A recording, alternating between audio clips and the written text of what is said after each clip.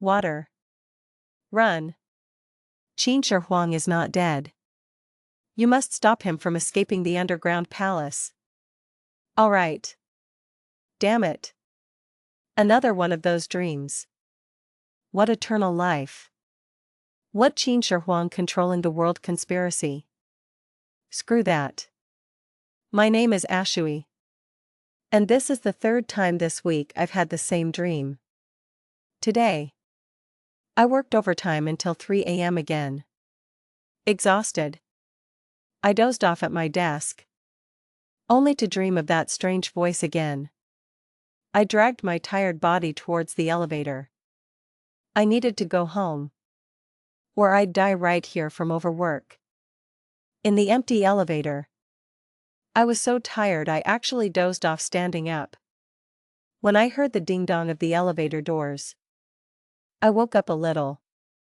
Rubbing my eyes, I started to walk out. But then I realized something was wrong. This wasn't the underground parking garage.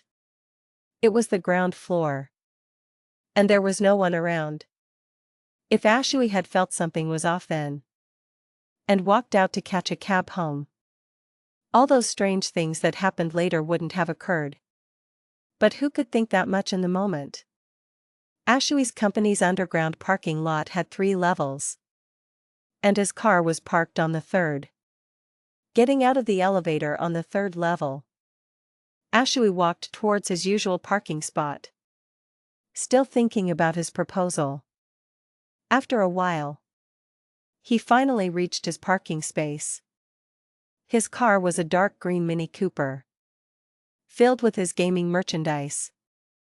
He pulled out his car key, just about to open the door, when he suddenly stepped back a few paces, returning to the parking spot on the right. He clearly remembered that when he came in at noon, a brand new, bright red Audi R8 was parked next to him. But now, in that same spot, sat a dilapidated, or rather, a scrapped Santana. This gray Santana was covered in dust. All 4 tires were flat. The wheel hubs were rusted beyond recognition. And the windows were gone. Looking inside, the driver's seat was so worn that the foam padding was exposed. A car like this couldn't possibly be driven. And looking at the paint chips on the ground beneath the car, it seemed this vehicle had been sitting here for a year or 2. Had he remembered wrong? No. At noon, there had definitely been an Audi R8 parked here. He'd even thought to himself, which jerk in the company got rich again? And stared at it for a couple of seconds. So the impression was quite deep. Ashui circled the Santana twice, unable to figure out what was going on. Then he thought, maybe I just remembered wrong. The underground parking lot at night was eerily empty, and the fluorescent lights hummed and flickered. He just wanted to drive home quickly and burrow into his bed. Just then, a banging sound suddenly echoed from ahead, like someone was violently kicking metal. Then, a crying female voice rang out. Help me. Let me out. Ashui was so scared he nearly peed his pants. He looked around and then realized the sound was coming from the trunk of the Santana. Is anyone out there? It's so dark in here. Please. Help me out. The voice continued. And Ashui's sweat ran cold. He subconsciously took 2 steps back. A person was trapped inside the trunk of this scrapped Santana. He composed himself and cautiously walked over, tapping the trunk lightly as if afraid of getting an electric shock. Are you in there? He asked. No response. Ashui frowned. Was the person asking for help not inside? Or was he just hallucinating from working overtime? He raised his right hand, his index and middle fingers poised to tap the trunk again, when the female voice cried out once more. Help me. The sound clearly came from the trunk. Ashui swallowed hard and continued to ask. How did you get in there?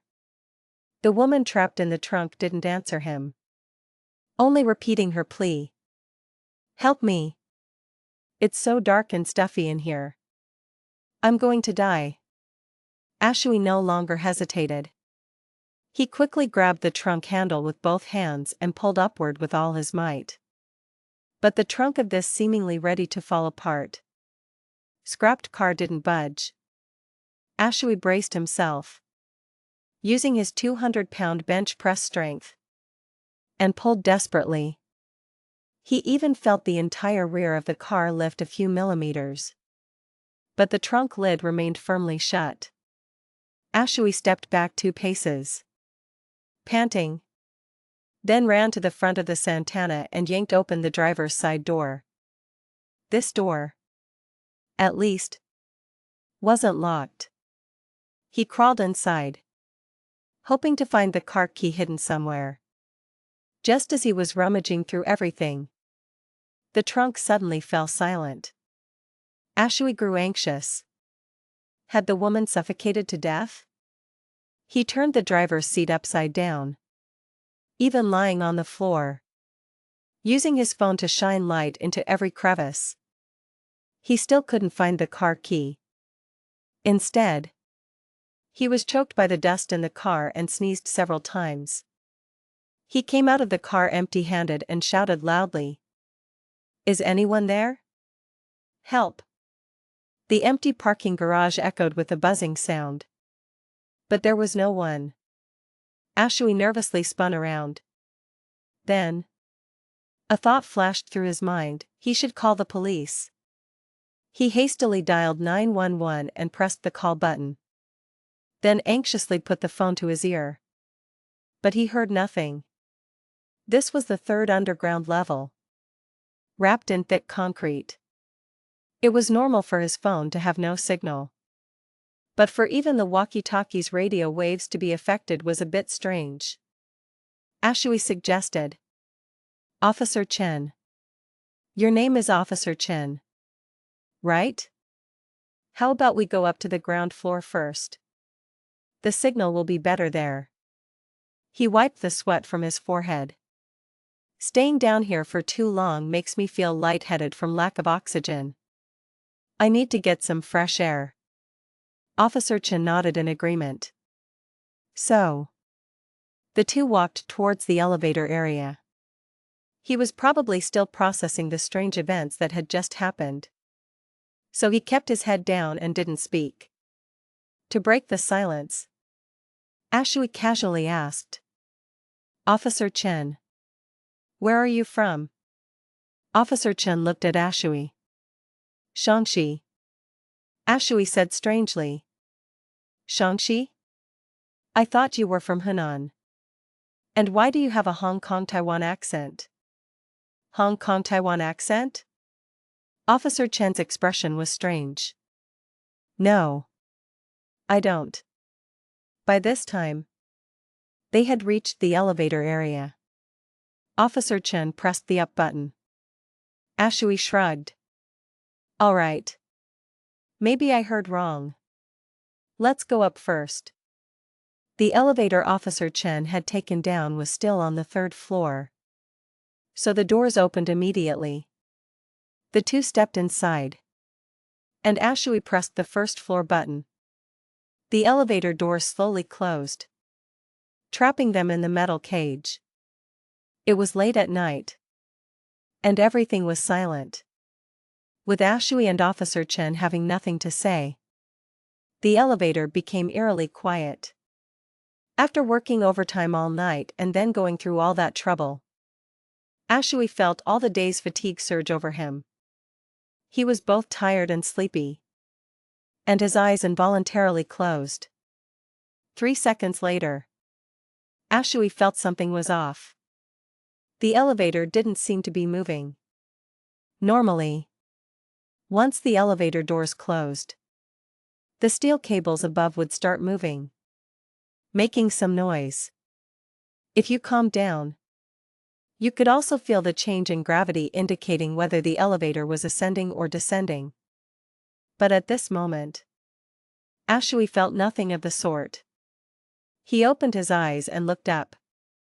Sure enough, the LED display on the elevator door still showed the number 3. That's strange. Why isn't this elevator moving? Ashui frantically pressed the first floor button several times. When there was no movement, he randomly pressed other floor buttons above the first floor. But the elevator still didn't budge. What was going on? Ashui turned to look at Officer Chen, who also had a puzzled expression. Ashui quickly pressed the open door button. Thankfully, the elevator doors opened. Perhaps this elevator was broken. The two walked out of the elevator, wanting to take another one upstairs. But they couldn't. Every time they pressed a button, the door of the broken elevator would open, and the other elevators wouldn't come down. After several attempts, Officer Chen suggested, "Let's take the stairs." Ashui thought for a moment and said, "Forget it. I'll just drive up. I'll drop you off on the ground floor. And then I'm going home to sleep." Officer Chen asked, "What about what happened tonight?" Ashui shrugged. "I think we should just leave it tonight. Let's not tell anyone about it. Otherwise, whether you call the police or report to your captain, they'll just think we're talking nonsense or playing a prank." Officer Chen scratched his head, looking a bit troubled. "All right then.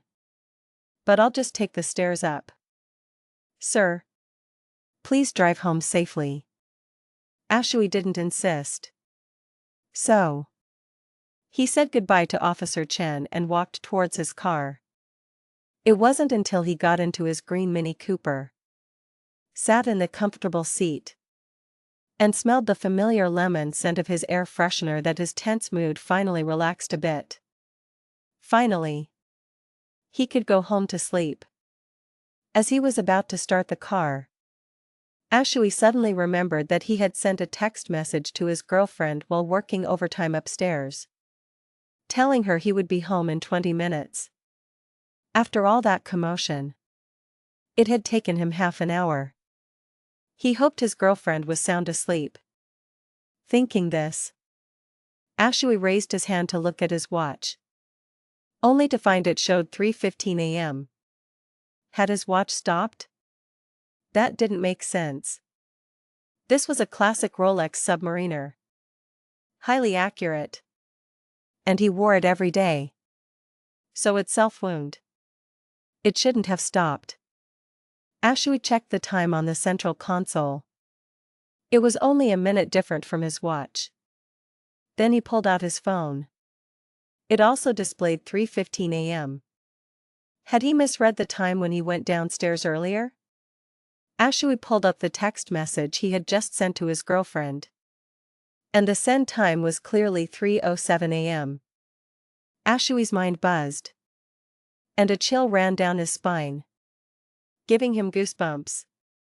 From 3:07 a.m. to 3:15 a.m., 8 minutes was only enough time for him to turn off his computer, pack his things, use the restroom before leaving, and take the elevator from the 12th floor down to the 3rd. All those things that had happened, the cry for help from the Santana's trunk, meeting Officer Chen, prying open the trunk with him, and then walking back to the elevator area, by common sense, would have taken at least half an hour. For Ashui, as the person experiencing it, it felt even longer. He wouldn't have been surprised if it had been an hour. But this period of time had seemingly vanished into thin air on all his timekeeping devices. How could something so incomprehensible happen? Ashui felt another tremor of fear. In horror movies, there's a plot where people who die suddenly sometimes don't realize they're dead and linger in the human world.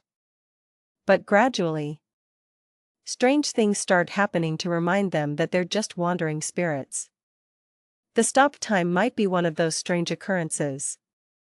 Had the elevator he took down from the 12th floor plummeted? And he had actually died in the elevator? At this thought, Ashui violently shook his head.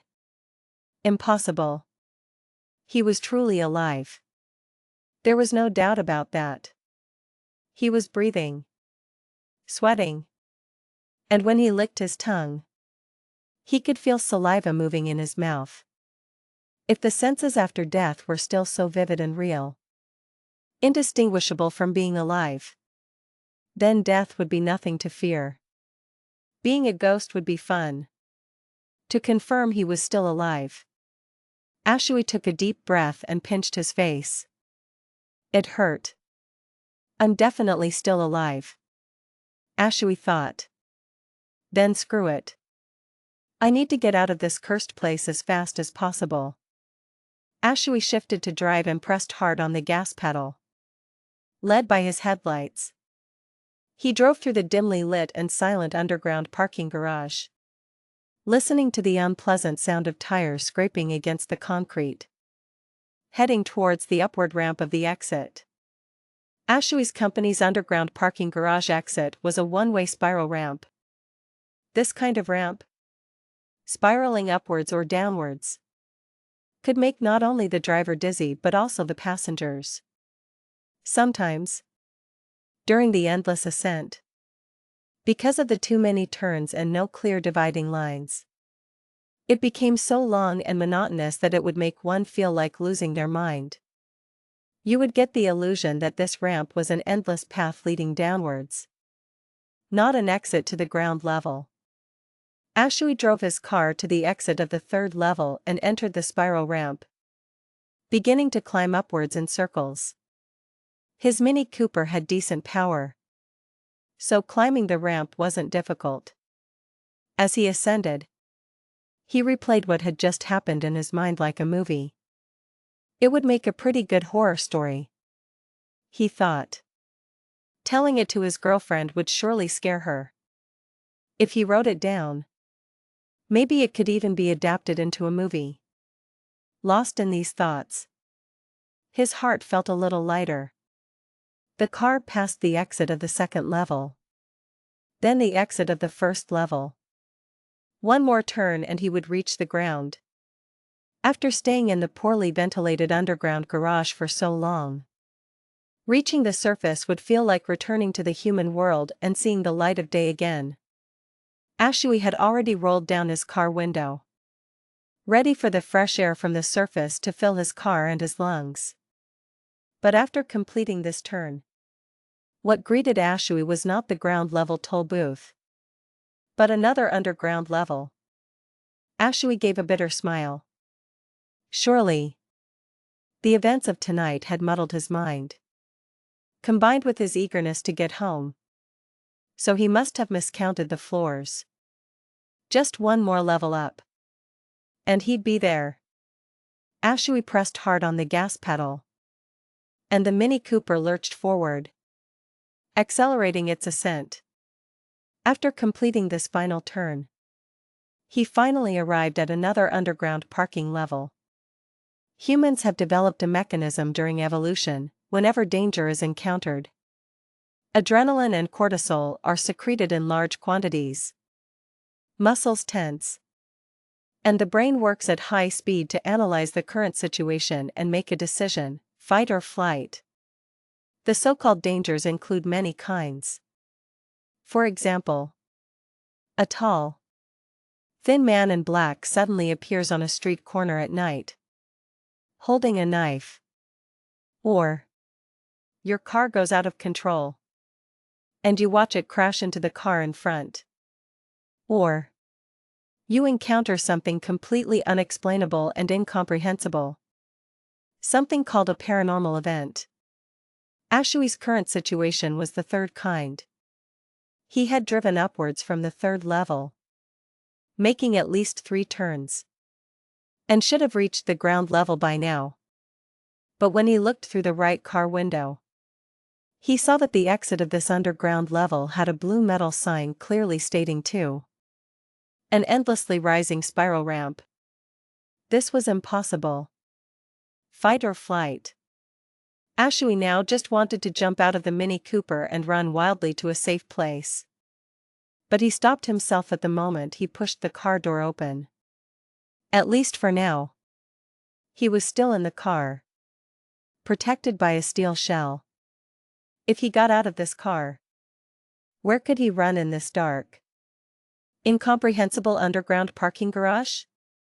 Ashui closed the car door again, rolled up the window, then leaned back in his seat, closing his eyes, trying to analyze the current situation and come up with a strategy. Screw it. Ashui suddenly opened his eyes, shifted to drive again, and floored the gas pedal. The Mini Cooper roared upwards. I don't believe this crap. The car spiraled up the ramp. From the second level, it turned 360 degrees and went up to the first level. That was correct. The car continued to drive upwards.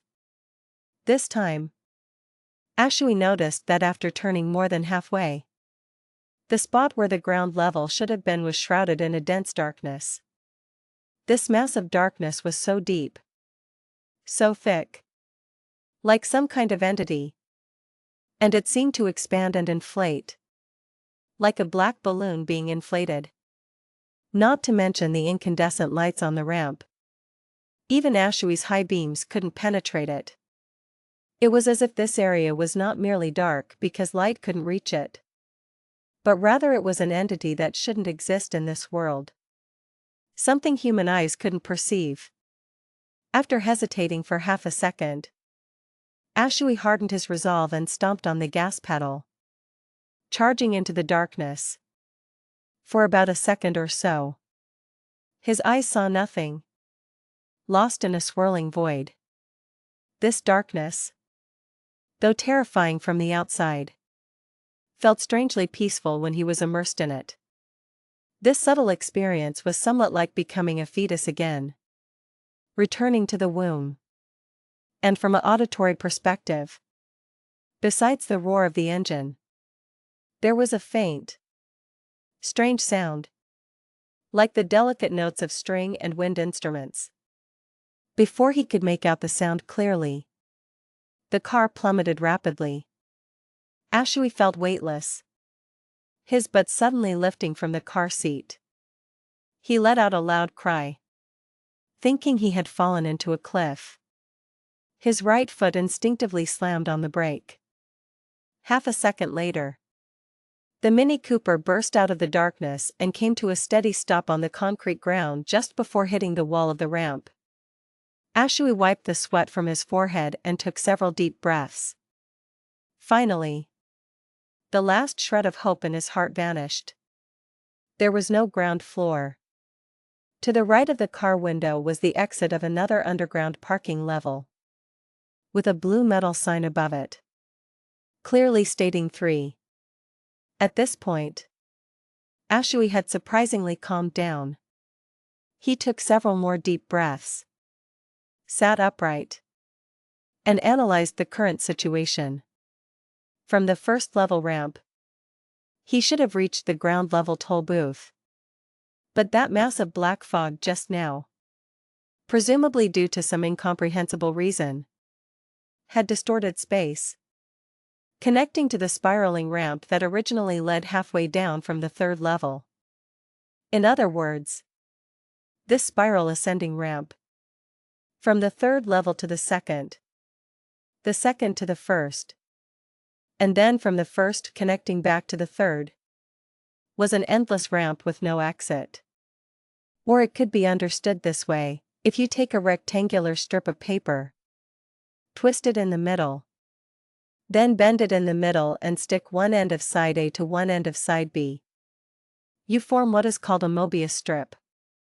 If you put an ant on this endless strip of paper, it will crawl forever without being able to distinguish between the original side A and side B.